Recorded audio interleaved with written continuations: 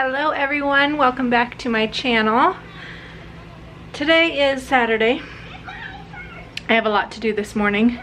It is already almost 8 o'clock. Whoop! Almost 8 o'clock. I just got myself dressed and ready for the day. Kids are outside playing already, so I'm going to get some breakfast for them. Just a quick breakfast. We've got lots of eggs and we've got some bananas, so that's probably what I'm going to make, is just cook up some eggs and they can have a banana if they want. And then we're gonna get started on our day. We've got a lot of cleaning to do. We are super busy. The last several days have been really busy. And we are leaving this afternoon to go somewhere again, and then tomorrow we've got church and a potluck. And then Monday starts VBS, and that will be very busy all week. So my next week is swamped. So I'm going to try to prioritize my to-do list and get my most important things done today, and try to let the rest of it fall to the side and just remember we can clean the house later. So I'm going to take you with me as we do some housework this morning and get the house back in order.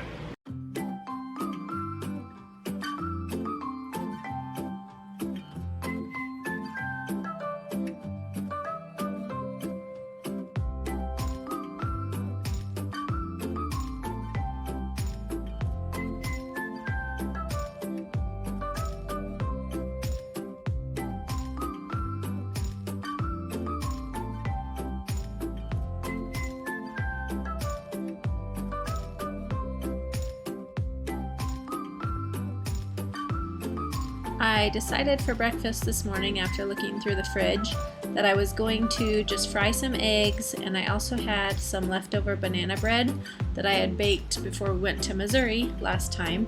So I got that out of the fridge and fried up some eggs for myself and for the kids that were awake. And then I gave them each an egg and a slice of banana bread, and that was our breakfast.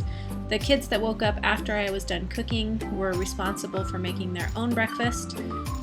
And then if anyone wanted seconds, they would make it themselves, which is what Kendon ended up doing because he was still hungry after eating the eggs and banana bread that I had given him.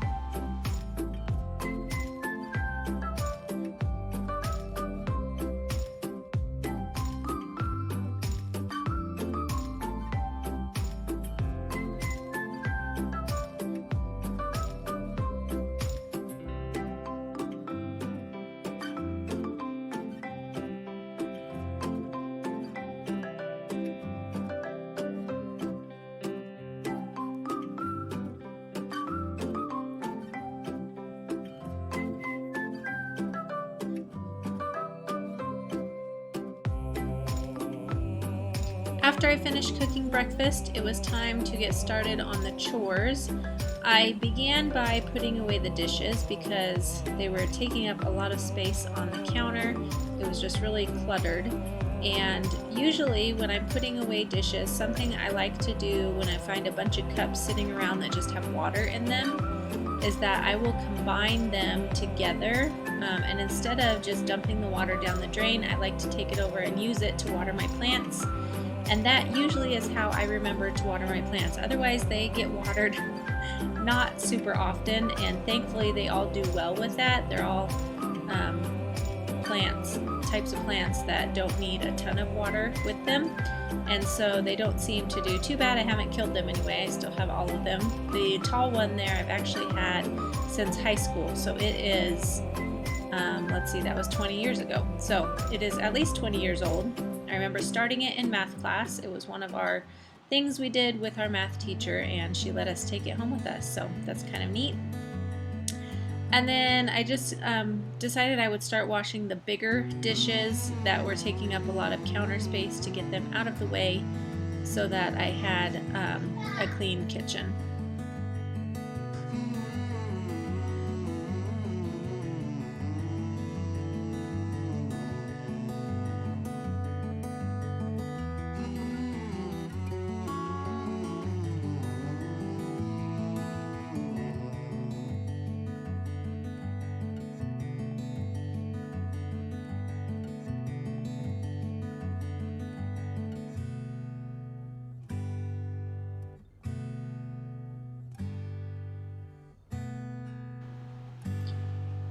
At church the next day, we were going to have a potluck, so I decided I needed to make something this morning since I was going to be busy the whole rest of the day. I'm making an oat flour spice cake, and it is out of the home ground flour cookbook that I have. I just put the oats in my blender and blended them up until they were fine. They weren't super fine flour, but the cake turned out really good. My oldest son had just woke up and snuck past me somehow, so I had to sneak in a hug to tell him good morning. That's one of the things I try to do with all of my kids every morning. I fail at it often, but I desire to be able to give them each a big hug in the morning and tell them good morning and that I love them and I'm thankful for them. So something I try hard to do every day. For the spice cake, I just put some water, butter, and honey in a pan until it was all melted and dissolved together, and then I used that as my liquid ingredients for my cake, and it turned out so good. There was only one piece left after the potluck, and I brought it home for my husband to try because he didn't get to go to church with us that day because he was at work, and everyone really liked it.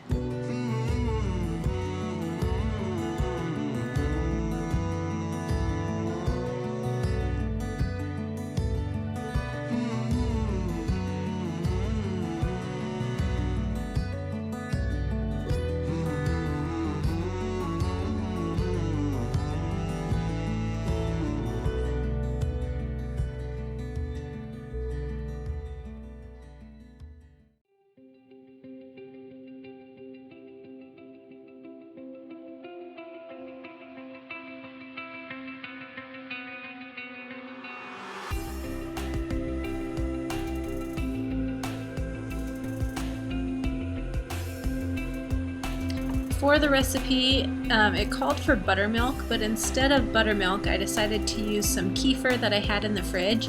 That kefir had been in the fridge for several days, so it was pretty tangy, and I thought this would be a great way to use it, and the cake turned out great. You couldn't even taste it in there, so it was a good way to use up some kefir that was extra fermented and may not have been great to just drink out of the cup the way that I like to do it.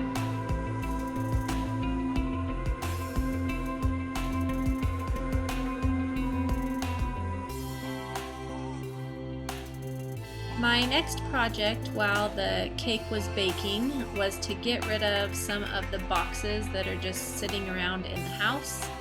I had the kids bring in some boxes from the Quonset so that I could start packing some stuff, and they had been sitting there all week just getting flopped around on the ground or being in the way, falling over. So I finally decided I was going to load them up with some of the things, and now we just have full boxes sitting around, but they're not as easy to knock over or step on or crawl on over. So I put all of the toys into this one and boxed it up, and then after I had gotten this corner cleaned out here, I did some of the books on the bookshelf, and now I have several more boxes of things packed, which will make it nice whenever it comes time to actually get things loaded in the truck.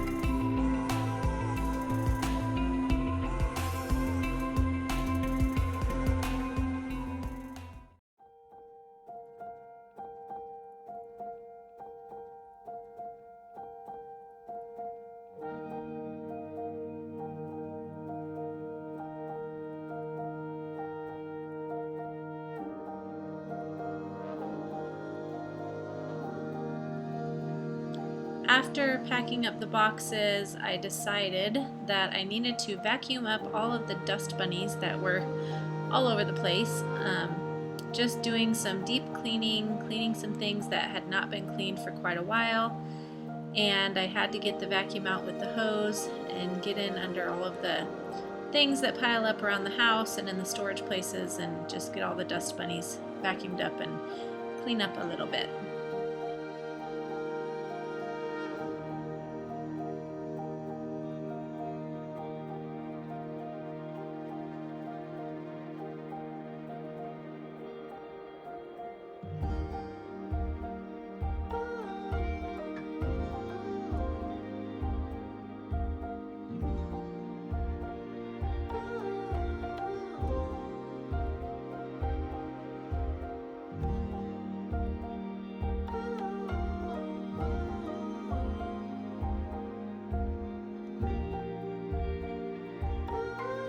The last thing I did before I started making lunch was to get the fingernail polish off of my nails. I still like to use Color Street when I do my nails, and I found that the easiest way to get it off is to use these little clips and put cotton balls in them, and then you just add your fingernail polish remover onto the cotton ball and put the whole little clip on your fingernail. And I sit there for about 10 minutes and let it soak, and then it just wipes off really easy. It may seem like 10 minutes is a long time to get the fingernail polish off, but it gives me the opportunity to sit down and rest, and makes me sit and rest. I usually talk with the kids or watch a YouTube video or listen to a podcast, and then when they are done after the 10 minutes, I squeeze the clip together and rub it back and forth a few times, and then my fingernail polish will come right off. And it's just that simple. So if those are something you're interested in, I'll leave a link in the description box below. You can go check out them for yourself.